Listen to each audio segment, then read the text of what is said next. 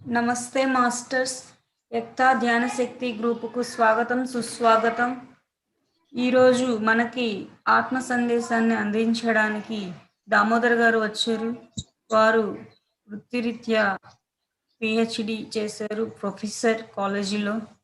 And ఈ Zoom sessions మనం ఇలా సక్సెస్ఫుల్గా రన్ చేసుకుంటున్నామంటే సార్ యొక్క సహాయంతోనే.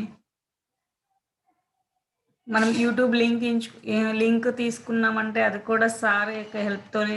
తను గత 10 సంవత్సరాలు అబోవ్ నుంచే ధ్యానం చేస్తున్నారు. వెల్కమ్ దామోదర్ గారు. మీ గురించి కొంచెం ఇంట్రడక్షన్ ఇవ్వండి సార్. మీరు మ్యూట్లో ఉన్నారు సార్. నమస్తే మేడం, నన్ను నమస్తే సార్. ఆహ్వానించినందుకు. నాది ఇంకా పిహెచ్డి అవ్వలేదు మేడం, చేస్తున్నాను. ఓకే. సో, మొట్టమొదటిగా మనందరి గురువు గారైన బ్రహ్మర్షి పితామహ పత్రిజీ గారికి, మరి ఇంతటి జ్ఞానాన్ని అందిస్తున్న బ్రహ్మర్షి తటవర్తి రాఘవరావు గారికి, మరియు బ్రహ్మ విద్వరిష్ట రాజలక్ష్మి మేడం గారికి కృతజ్ఞతలు తెలియజేసుకుంటూ, నా పేరు దామోదర్ అండి. నేను హైదరాబాద్లో ఉంటాను. నాకు ధ్యాన పరిచయం 2004 మార్చిలో ధ్యానాంధ్రప్రదేశ్ పుస్తకం ద్వారా జరిగింది. అంటే అది మా కజిన్, మా తమ్ముడు వాళ్ళ ఫ్రెండ్ దగ్గర ఉంది ఆ బుక్కు. ఆ బుక్కు ఏంటి అనే డీటెయిల్స్ అడిగినప్పుడు దాని గురించి తెలిసింది. సో 2004 మార్చిలో ధ్యాన పరిచయం జరిగింది. అప్పటి నుంచి అంటే అంతవరకు తెలియదు ఇది ధ్యానం అని ఒకటి ఉంటుందని. అంటే చిన్నప్పటి నుంచి కూడా అంత భక్తి మీద అలా ఉండేది కాదు. అంటే ఇంట్లో వాళ్ళు పూజలు చేస్తూ ఉండటం వల్ల మనం చూడటము, వాళ్ళు దండం పెట్టమంటే పెట్టటము, అంతేగాని అంత ఎక్కువ భక్తి శ్రద్ధలు ఉండేది కాదు. సో అలా ధ్యాన పరిచయం మొదలైన దగ్గర నుంచి సార్ చెప్తుంటారు, ధ్యానం చేయాలి, స్వాధ్యాయం చేయాలి, బుక్స్ చదవాలి, సజ్జన సాంగత్యం చేయాలి. అంటే సజ్జనులతో కలిసి వాళ్ళ ఒకళ్ళ అనుభవాలు ఒకళ్ళు వినటము అలా చేయాలని చెప్తూ ఉంటారు. సో 2004 పరిచయం అయినప్పటికీ అంత సీరియస్‌గా చేయటం జరగలేదు.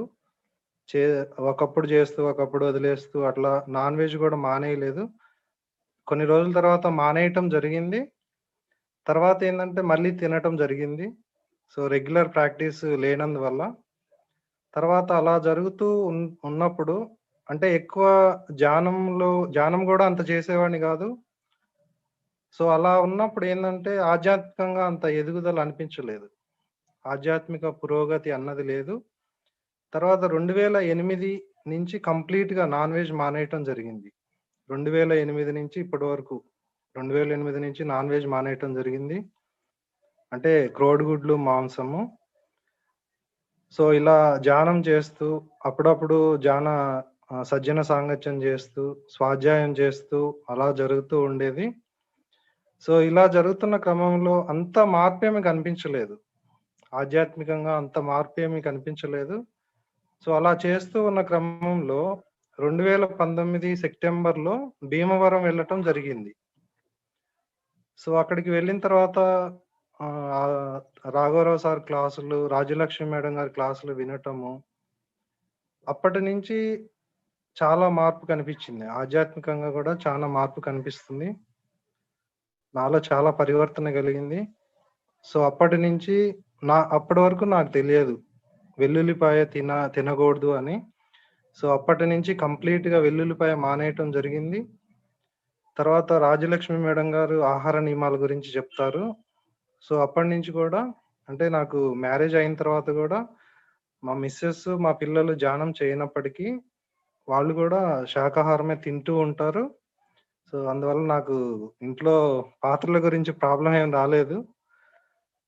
సో ఎల్లుల్లిపాయ మట్టికి భీమవరం వెళ్ళిన దగ్గర నుంచి తినటం మానేశాను. అప్పటినుంచి ఫంక్షన్స్‌కెళ్ళినా గానీ, వాళ్ళు ఏ పాత్రల్లో వండారు, ఎలా ఉంటుందో తెలియదు గాబట్టి అక్కడ గూడా తినట్లేదు. పూర్తిగా బయట గూడా తినట్లేదండి 2019 సెప్టెంబర్ నుంచి. సో, రాఘవరావు సార్ చెప్తూ ఉంటారు. సరి అయిన ఆధ్యాత్మికంగా రాఘవరావు సారు మరియు రాజ్యలక్ష్మి మేడం గారు ఏం చెప్తూ ఉంటారంటే, ధ్యాన సాధన ఒకటే గాదు. సరి అయిన ధ్యాన సాధనతో పాటు ఆహార నియమాలను పాటించాలి. మీరు ఆధ్యాత్మికంగా ఎదగాలి అంటే. సో, ఆ ఒక్క పాయింట్ పట్టుకున్నానండి. ఆ ఒక్క పాయింట్ పట్టుకొని అలా వాళ్ళు చెప్పినవి అనుసరిస్తూ, వాళ్ళు చెప్పినవి పాటిస్తూ రావటం జరుగుతుంది. అంటే మెడిటేషన్‌లోకొచ్చిన తర్వాత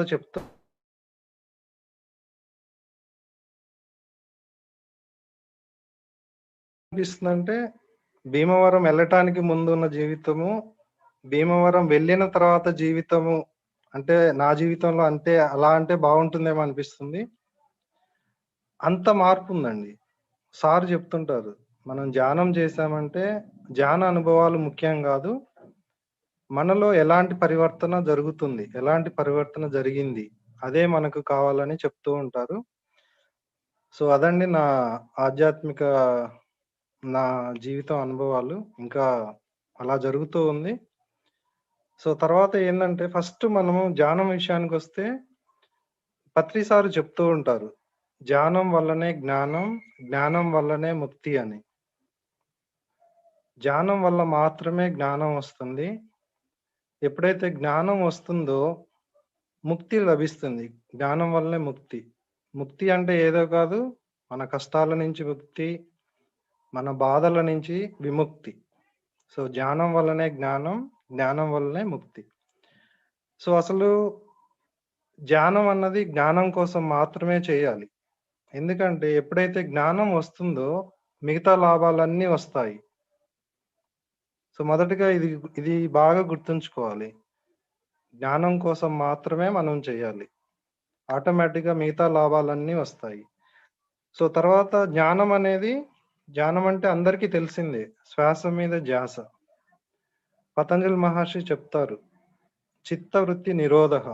చిత్తం అంటే ఆలోచనలు, వృత్తి అంటే లేకుండా, నిరోధః అంటే చేసుకోవటం. ఆలోచనలు లేకుండా చేసుకోవటం. మనం ధ్యానం చేస్తూ ఉన్నప్పుడు ఏమవుతుందంటే ఆలోచనలు వస్తాయి. ఆలోచన వచ్చినప్పుడు ఇమ్మీడియేట్‌గా కట్ జేసి శ్వాస మీద ధ్యాస పెట్టాలి. మరలా ఆలోచన వచ్చినప్పుడు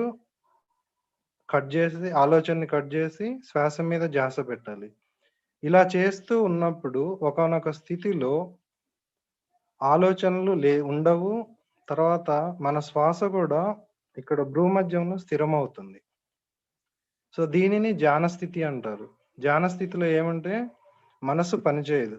మనసు అంటే ఆలోచనలు. మనసు యొక్క పనేందంటే ఆలోచనలు చేయటం. సో, ధ్యాన స్థితిలో ఏమవుతుందంటే ఆలోచనలు ఉండవు. ఆలోచనలు లేవు గాబట్టి మనసు పనిచేయదు. మనసు ఉండదు. శ్వాస అనేది భ్రూమధ్యంలో స్థితమవుతుంది.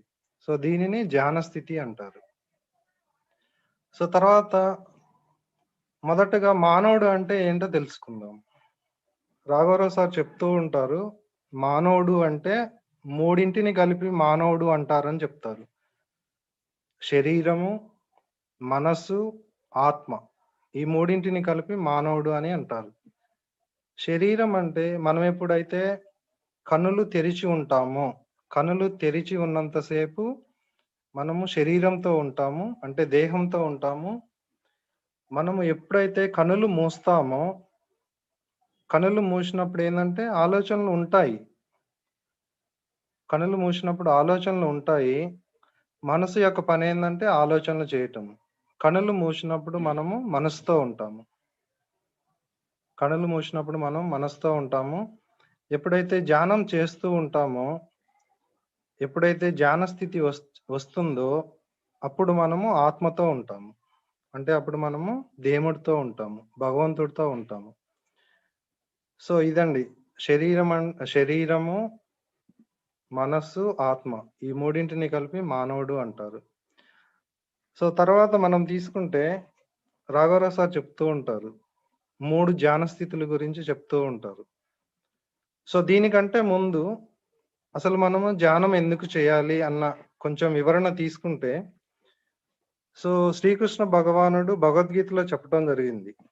6వ అధ్యాయము 5వ శ్లోకం తీసుకుంటే, ఉద్ధరేదాత్మనాత్మానం నాత్మానమవసాదయేత్ ఆత్మైవ హ్యాత్మనో బంధుః ఆత్మైవ రిపురాత్మనః.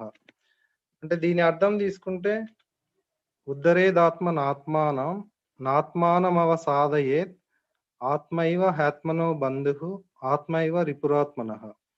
అంటే ఎవరి ఆత్మను వారే ఉద్ధరించుకోవాలి. ఆత్మను ఆత్మను నాశనం చేసుకోకూడదు.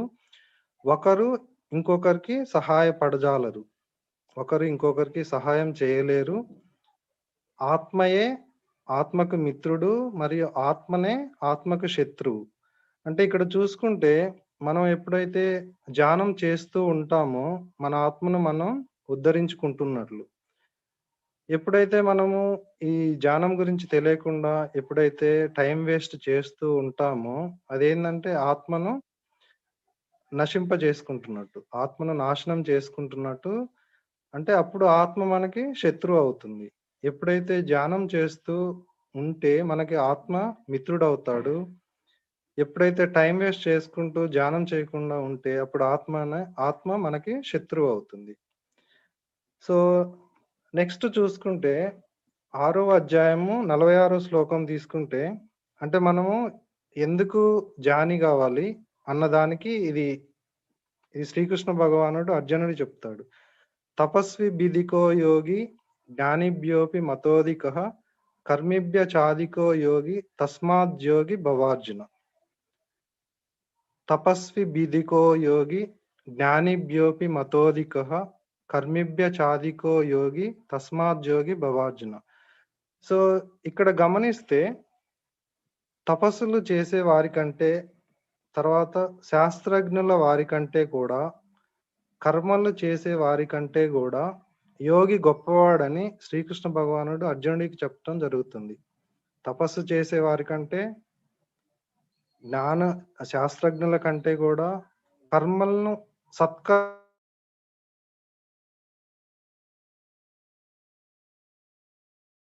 నువ్వు యోగివి కా అని అర్జునుడికి చెప్తాడు. తపస్సు చేసేవారంటే తపస్సు అంటే ఒంటికాలతో చేస్తుంటారు. శరీరాన్ని శుష్కింపజేసుకొని, శరీరాన్ని నశింపజేసుకొని, ఒంటికాలతో తపస్సు చేయటము అట్లా చేస్తుంటారు. వాళ్ళకంటే గూడా యోగి గొప్పవాడు. తర్వాత శాస్త్రజ్ఞుల కంటే అంటే పండితులు ఉంటారు. వాళ్ళు ఎన్నో గ్రంథాలు చదివుంటారు. మనం గూడా ఇప్పుడు చూస్తుంటాము. ఎంతమందో పండితులు ఉన్నారు. కానీ వాళ్ళకి జ్ఞానం అనేది లేదు కాబట్టి దాని అంతరార్థం వాళ్ళకి తెలియదు. సో, అలాంటి వారు చాలా మంది ఉన్నారు. శాస్త్రజ్ఞుల కంటే అట్లాంటి వాళ్ళకంటే గూడా. తర్వాత కర్మలను ఆచరించు వారి కంటే సత్కర్మలు అంటే కర్మయోగి. మంచి కర్మలు చేస్తూ ఉంటారు. వారికంటే గూడా యోగి గొప్పవాడు. కావున నువ్వు యోగివి కా అని అర్జునుడికి చెప్పడం జరుగుతుంది. సో, అందువలన అంత గొప్పండి యోగి. సో, అందువలన మనం అందరము జ్ఞానులం కావాలి. సో, శ్రీకృష్ణ భగవానుడు భగవద్గీతలో చెప్పడం జరిగింది. తర్వాత ధ్యాన స్థితులు తీసుకుంటే రాఘవరావు సారు 3 రకాలైన ధ్యాన స్థితులు చెప్తుంటారండి. మనము ధ్యానానికి రాకముందు మన మనసు చంచలంగా ఉంటుంది. అటు ఇటు పరిగెడుతూ ఉంటుంది. సో, మనం ఎప్పుడైతే ధ్యానం మొదలుపెట్టి కొన్ని వారాలు గాని, కొన్ని రోజులు గాని, కొన్ని వారాలకు గాని అది నిశ్చలం అవుతుంది. మన యొక్క ధ్యాన సాధన బట్టి కొన్ని వారాలు గాని, కొన్ని రోజులు గాని, కొన్ని వారాలు చేస్తే అది నిశ్చలం అవుతుంది. సో, తర్వాత నిశ్చలమైన మనస్సు. ఇప్పుడు నిశ్చలమైనప్పుడు ఏమవుతుందంటే ఏదైనా టెన్షన్ ఉందనుకోండి. సో, ప్రశాంతత పొందటము, ఏదైనా డిప్రెషన్‌లో ఉన్నా గాని ప్రశాంత స్థితికి చేరటము అలా జరుగుతుంది. సో, ఎప్పుడైతే అలా కంటిన్యూ చేస్తే ధ్యానము కొన్ని నెలలకు గాని, కొన్ని సంవత్సరాలకు గాని నిశ్చల స్థితి నుండి శుద్ధ స్థితికి చేరటం జరుగుతుంది. మనసు నిశ్చలమైన స్థితి నుంచి నిర్మలమైన స్థితి. ఫస్ట్ ఏమో చంచలమైన మనసు నిశ్చలమవుతుంది. సెకండ్ స్టేజ్‌లో నిశ్చలమైన మనసు నిర్మలమవుతుంది. అంటే శుద్ధి అవుతుంది. దానికి మనం చేసే సాధనను బట్టి కొన్ని నెలలైనా పట్టొచ్చు, కొన్ని సంవత్సరాలైనా పట్టొచ్చు. తర్వాత స్టేజ్ ఇలా కంటిన్యూ చేస్తూ ఎళ్తే ఇప్పుడు మనం ఏందంటే మనసు శుద్ధ స్థితికి వచ్చినప్పుడు మనం మంచి పనులు జేస్తాము. మంచి కర్మలు జేస్తాము. మంచి పనులు జేసినప్పుడు మంచి ఫలితాలొస్తాయి. దాని గురించి కూడా మాట్లాడుకుందాం. సో, తర్వాత స్టేజ్‌లో ఏందంటే శుద్ధమైన మనసు శూన్యమవుతుంది. థర్డ్ స్టేజ్‌లో శుద్ధమైన మనసు, నిర్మలమైన మనసు శూన్యమవుతుంది. సో, దీనికి వాళ్ళు చేసే సాధనను బట్టి కొన్ని సంవత్సరాలైనా పట్టొచ్చు, కొన్ని జన్మలైనా పట్టొచ్చని రాఘవరావు సార్ చెప్తూ ఉంటారు. సో, మరి ఒకసారి తెలుసుకుంటే 3 స్థితులు సంచలమైన మనస్సు నిశ్చలమవటం, నిశ్చలమైన మనస్సు శుద్ధి అవ్వటం, నిర్మలమవటం, శుద్ధి అయిన మనస్సు శూన్యమవటం అండి. సో, తర్వాత తీసుకుంటే మనము ఇప్పుడు ఏ పరిస్థితులలో ఉన్నా, మనం సుఖంగా ఉన్నా, కష్టాల్లో ఉన్నా, దానికంతటికి మనం చేసుకున్న కర్మల యొక్క ఫలితమేనండి. మనం ఏ స్థితిలో ఉన్నా దానికి కారణం మనమే. మనకి తెలిసినా, తెలియకపోయినా. మనము చిన్న తప్పులు చేశామనుకోండి, చిన్న పాపాలు అనుభవిస్తాము. పెద్ద తప్పులు చేస్తే, పెద్ద పాపాలు చేస్తే ఆహ్, పెద్ద ఆహ్, పెద్ద చె ఆహ్, చిన్న పత్రి సారు చెప్తూ ఉంటారు. చిన్న పాపాలకి చిన్న రోగాలు, పెద్ద పాపాలకి పెద్ద రోగాలు, రకరకాల పాపాలకి రకరకాల రోగాలని. సో, తర్వాత తీసుకుంటే, మనం సుఖంగా, సంతోషంగా ఉన్నంత సేపు ఏమీ ఆలోచించమండి. అంతా బాగుంటుంది. అంతా సంతోషంగా ఉంటాము. ఎప్పుడైతే బాధ కలిగిందో, ఎప్పుడైతే కష్టమొచ్చిందో, అప్పుడు మనము బాధపడుతుంటాము. నాకే కష్టం ఎందుకొచ్చింది? నాకే ఈ బాధ ఎందుకొచ్చింది అని. మనం ఇక్కడ ఒకసారి గమనిస్తే, కష్టం ఎందుకొచ్చింది అంటే, చెడు పనులు చేయటం వలన. అంటే చెడు కర్మ చేయటం వలన. ఎప్పుడో మనము చెడు పని చేయటం వలన ఇప్పుడు కష్టం అనుభవిస్తున్నాము. సో, ఇక్కడ బాగా గమనిస్తే ఈ చెడు పని ఎందుకు చేశాము అంటే, చెడు లక్షణాలు ఉండటం వలన. చెడు లక్షణాలు ఉండటం వలన. చెడు లక్షణాలు ఎందుకు ఉన్నాయి అంటే, చెడు ఉండటం వలన. మనసులో చెడు ఉండటం వలన. సో, మనసులో చెడు ఉండటం వలన చెడు గుణాలు ఉన్నాయి. చెడు గుణాలు ఉండటం వలన చెడు ఆలోచనలు వచ్చాయి. చెడు ఆలోచనలు రావటం వలన చెడు కర్మలు చేయటం జరిగింది. చెడు కర్మల వలన మనకి కష్టమొచ్చింది. సో, ఇప్పుడు మనం ఏం జేయాలంటే, ఈ కష్టాలు రావద్దు. ఇప్పుడైతే ఉన్నాయి కష్టాలు. దాన్ని మనం ఏం చేయలేము. సార్ చెప్తూ ఉంటారు. ఇప్పటి నుంచైనా కష్టాలు లేకుండా చేసుకోండి. ఇప్పటి నుంచైనా కష్టాలు లేకుండా చేసుకోండి. సో, ఉన్న కష్టాల్ని అనుభవించాల్సిందే. సో, ఇప్పుడేందంటే మనం మన మనసులో ఉన్న చెడుని తొలగించుకునే ప్రయత్నం చేయాలి. మన మనసులో ఉన్న చెడుని తొలగించుకునే ప్రయత్నం చేయాలి. దానికి రాఘవరావు సార్ ఏం జెప్తారంటే, సో 2 విషయాలు చేయాలని జెప్తారు. ఒకటేమో తీవ్ర ధ్యాన సాధన, రెండోది సాత్వికమైన శాకాహారం తీసుకోవటం. సో మొదటిది తీసుకుంటే తీవ్ర ధ్యాన సాధన అంటే గంటలు ధ్యాన స్థితిలో ఉండటం. ధ్యాన స్థితి అంటే మనము ఒక 40 నిమిషాలు ధ్యానం చేశామనుకోండి. 35 నిమిషాలు ఆలోచనలు ఉండి, ఒక 5 నిమిషాలు ఆలోచనలు లేని స్థితి ఉంది అని అనుకుందాం. అంటే మనము ధ్యాన స్థితిలో ఉంది 5 నిమిషాలు మాత్రమే. కానీ మనము 35 నిమిషాలు ధ్యాన స్థితి రావటానికి ట్రై చేశామనమాట. ధ్యాన స్థితి రావటానికి ప్రయత్నం చేశాము. కానీ మనం ఉన్నది ధ్యాన స్థితిలో 5 నిమిషాలు మాత్రమే. సో ఇక్కడేంటంటే, సో మనలో ఉన్న చెడు తొలగాలి అంటే గంటలు ధ్యానం చేయటం గాదు. గంటలు ధ్యాన స్థితిలో ఉండాలని చెప్తారు. అదే తీవ్ర ధ్యాన సాధన అని చెప్తారు. సో మనకిక్కడ ఒక డౌట్ రావచ్చు. అంటే మనం ధ్యానం చేస్తున్నాము. తీవ్ర ధ్యాన సాధన చేస్తున్నామా లేదా అనేది ఎలా తెలుస్తుంది?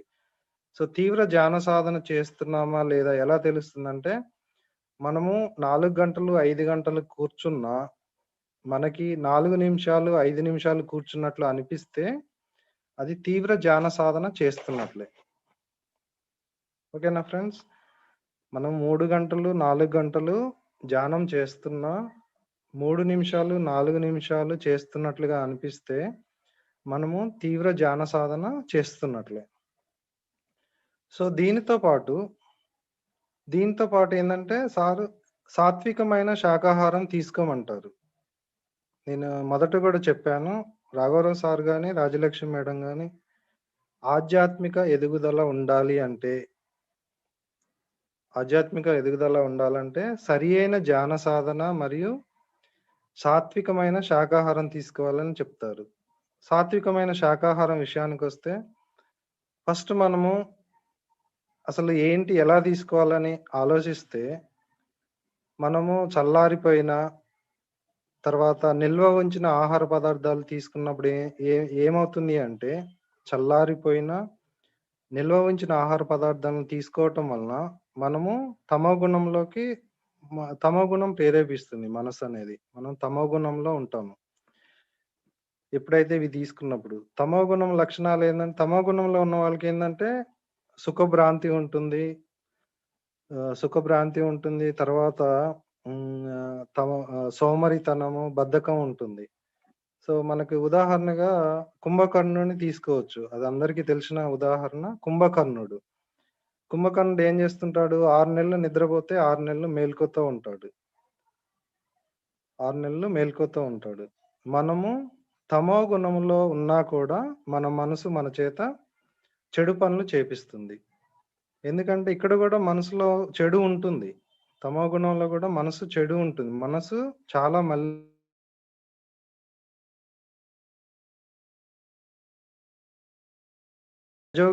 రజోగుణం కిందకొస్తుంది.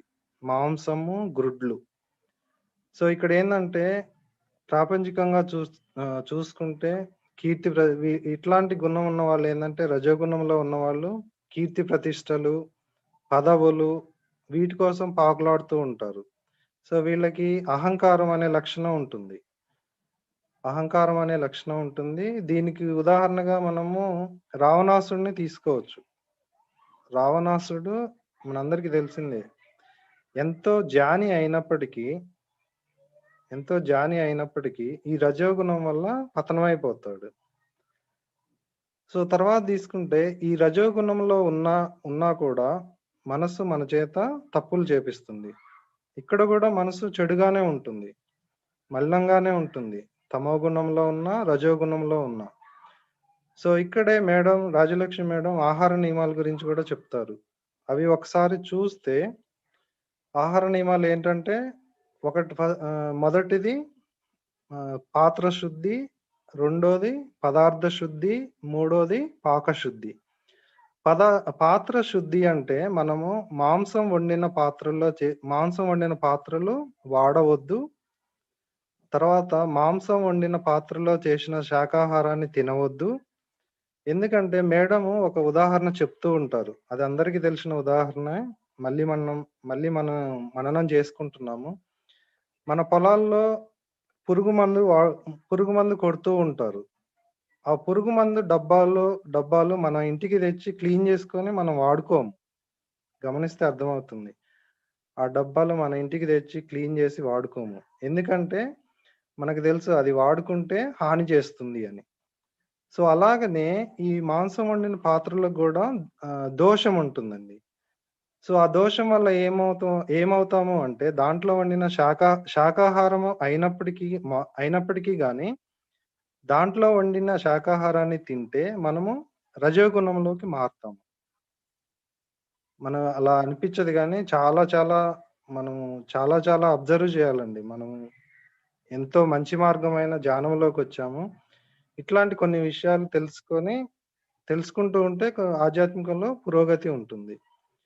సో, ఇక్కడేంటంటే ఆ పాత్రలో దోషం ఉంటుంది కాబట్టి, ఆ పాత్రల వల్ల మనం రజోగుణంలోకి మారుతాం. సో, అది పాత్ర శుద్ధి. నెక్స్ట్ ఏంటంటే పదార్థ శుద్ధి. పదార్థ శుద్ధి అంటే నిల్వ ఉంచిన ఆహార పదార్థాలు, చల్లారిన ఆహార పదార్థాలు, తర్వాత పులిసినటువంటివి అవన్నీ తినగూడదండి. మనం ఎప్పుడైనా ఏంటంటే తాజాగా అప్పటికప్పుడు వండుకొని తినాలని మేడం చెప్తుంటారు. అలా పత్రిసారి చెప్తూ ఉంటారని మేడము చెప్తూ ఉంటారు. తర్వాత ఇంకొకటి ఏంటంటే, మనం ఏదన్నా పండు గాని ఏదన్నా తీసుకున్నాం అనుకోండి, అది కొంచెం డ్యామేజ్ అయితే మనం దాన్ని మొత్తం పడేయం. ఆ డ్యామేజ్ అయిన దాని వరకు తీసేసి మనం తింటూ ఉంటాం. సో, అలా గూడా చేయవద్దు అని చెప్తూ ఉంటారు. సో, ఇది చిన్నదే అనిపించవచ్చు గానీ, అంత డ్యామేజ్ చేస్తుందని చెప్తూ ఉంటారు. అది పదార్థ శుద్ధి గురించండి. నెక్స్టొచ్చేసి పాకశుద్ధి. పాకశుద్ధి అంటే మనము ధ్యానం చేసి, పవిత్ర భావంతో, మంచి మనసుతో వంట చేయాలని చెప్తూ ఉంటారు. అలాంటి ఆహారం తిన్న వాళ్ళకి ఆరోగ్యము, ఆనందము కలుగుతదని చెప్తూ ఉంటారు. సో, ఇక్కడ ఒకసారి మనం గమనించుకుంటే, పత్రిసార్‌ని గమనిస్తే చాలా ప్రోగ్రాముల్లో గాని, కొన్నిసార్లు స్వయంగా సారు చేతులతోనే వడ్డిస్తుంటారు. మనం ధ్యానమహా చక్రాల్లో గూడా చూస్తూ ఉంటాము. సారు స్వయంగా వడ్డించటం. తర్వాత ఇక్కడ భీమవరంలో గూడా రాజ్యలక్ష్మి మేడము వంటశాలలో దగ్గర ఉండి వంటలు చేపిస్తూ ఉంటారు. సో, ఇది అబ్జర్వ్ చేస్తే తెలుస్తుంది. వాళ్ళు ఎంత పర్టిక్యులర్‌గా దీన్ని అబ్జర్వ్ చేస్తూ ఉంటారని. సో, అది పాత్ర శుద్ధండి. సో, ఈ నియమాలను గూడా పాటించాలని చెప్తుంటారు. సో, తర్వాత వచ్చేసి సాత్విక గుణమండి. సాత్విక గుణం ఏందంటే, ఈ సాత్విక గుణంలోకి ఎప్పుడైతే మారతామో మనసు శుద్ధమవుతుంది. సో, రాఘవరావు సార్ చెప్తూ ఉంటారు. మనము అట్‌లీస్ట్ సాత్విక గుణంలోకి అయినా ప్రవేశించటానికి ట్రై జేయాలి అని. సాత్విక గుణంలో కన్నా మారటానికి ట్రై జేయాలని సారు చాలా చాలా ఎక్కువ సార్లు చెప్తూ ఉంటారు. ఎందుకు అంటే మనము తమోగుణం, రజోగుణంలో ఉండటం వల్ల ఏమవుతుందంటే, మన మనసు మన చేత చెడు పనులు చేపిస్తుంటుంది. ఎందుకంటే అక్కడ మనసు శుద్ధిగా ఉండదు కాబట్టి. ఎప్పుడైతే సాత్విక గుణంలోకి వచ్చామో మనసు శుద్ధమవుతుంది. మనసు శుద్ధమవ్వటం వల్ల ఏందంటే, మనము చేసే ప మన మన ఆలోచనలు శుద్ధంగా ఉంటాయి. మన ఆలోచనలు మంచిగా ఉంటాయి. ఎప్పుడైతే మన ఆలోచనలు మంచిగా ఉంటాయో, మంచి కర్మలు జేస్తామో, సో, ఇక్కడ కష్టాలు రమ్మన్నా రావు. సో, అందుకనే సార్ ఏం జెప్తూ ఉంటారంటే, మనం ఇప్పుడు కష్టం ఉండనివ్వండి. వచ్చిన కష్టం ఉండనివ్వండి. తర్వాత ముందు ముందు కష్టాలు రాకుండా చూసుకుందామని చెప్తుంటారు. ప్రతి ఒక్కరికి చెప్తుంటారు. ప్రతి ఒక్కరు గూడా అట్‌లీస్ట్ సాత్విక గుణంలోకి రావటానికి ప్రయత్నించాలి అని. సో, ఇక్కడ తర్వాత చూసుకుంటే ఎటువంటి కర్మలు చేయాలి? మనందరికీ తెలుసు. మనం మనకి పుణ్యకర్మలున్నాయి, పాపకర్మలున్నాయి, తర్వాత ఆత్మపరమైన కర్మలున్నాయని. సో, మనం చూసుకుంటే శ్రీకృష్ణ భగవానుడు ఆహ్, భగవద్గీతలో చెప్పడం జరిగింది. రెండవ అధ్యాయము 47వ శ్లోకం తీసుకుంటే, కర్మణ్యేవాధికారస్తే మా ఫలేషు కర్మణ్యేవాధికారస్తే మా ఫలేషు కదాచన మా కర్మఫల హేతుర్భూః మాతే సంగస్త్వ కర్మాణి. ఓకేనా? కర్మణ్యేవాధికారస్తే మా ఫలేషు కదాచన మా కర్మ ఫల హేతుర్భూః మాతే సంగస్త్వ కర్మాణి. రెండవ అధ్యాయము 47వ శ్లోకం అండి. ఇక్కడ ఏం చెప్తాడంటే అర్జునుడికి శ్రీకృష్ణ భగవానుడు, నీకు కర్మలు చేసే అధికారం మాత్రమే ఉంది. కర్మ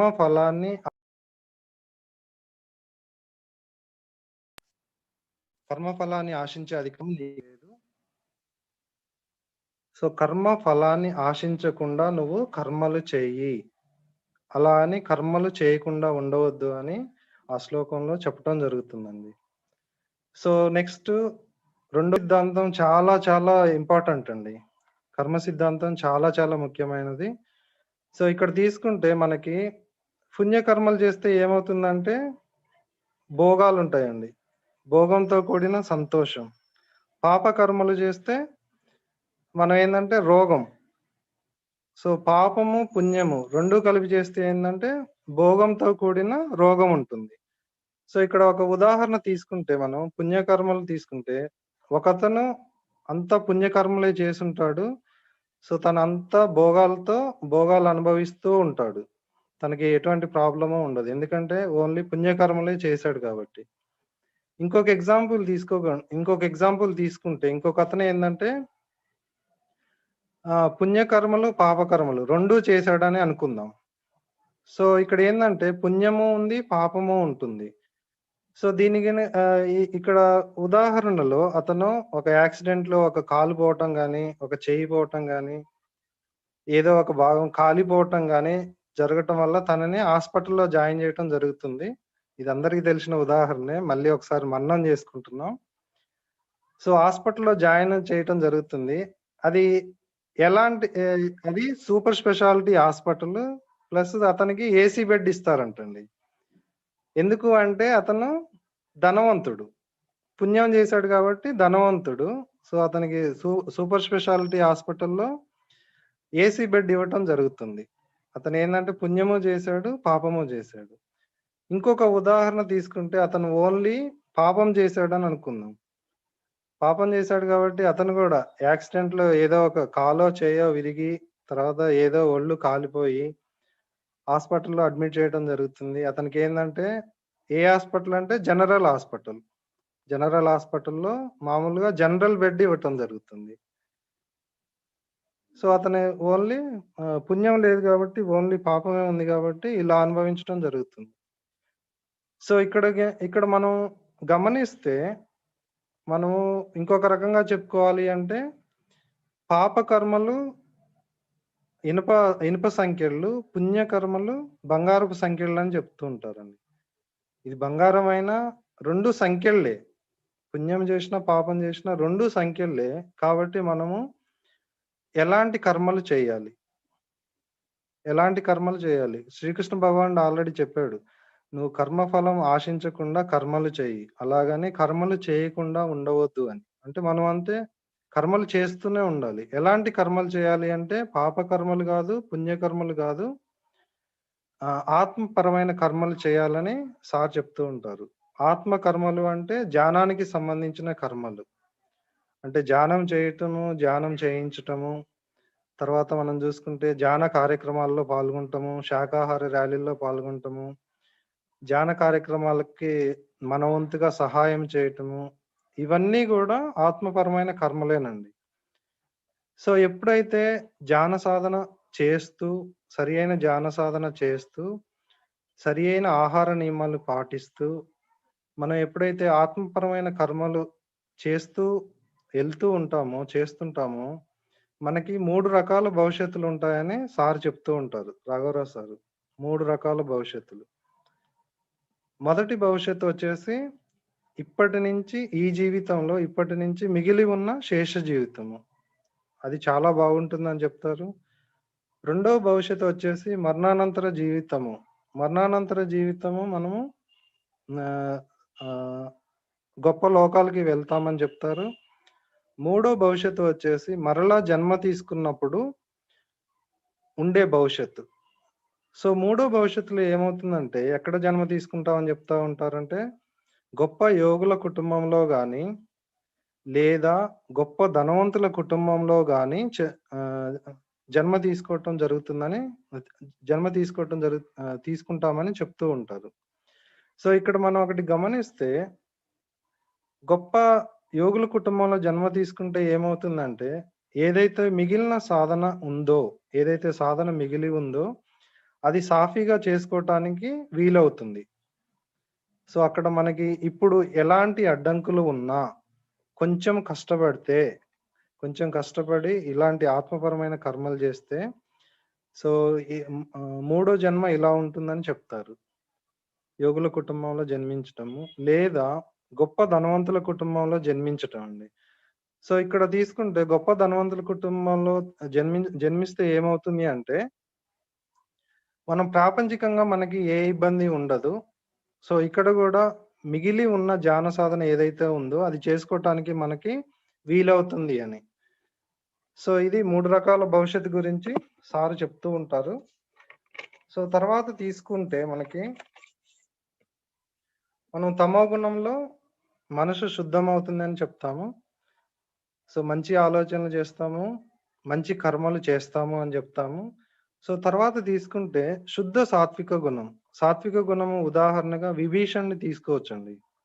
విభీషణుడు. ఇక్కడ సేవాభావం ఉంటుంది. సో, ఇక్కడేందంటే శాకాహారం తీసుకుంటారు. శుద్ధ సాత్విక గుణంలోకొచ్చేసి వాళ్ళేందంటే సేవాభావంతో ఉంటారు. వాళ్ళకేందంటే పలాహారం తీసుకుంటూ ఉంటారు. సో, ఇక్కడేందంటే లోక లోక కార్యక్రమాలు చేస్తూ ఉంటారు. అంటే తనకి కాకుండా లోకానికి ఏదైతే ఉపయోగపడుతుందో అలాంటి కార్యక్రమాలు చేస్తూ ఉంటారు.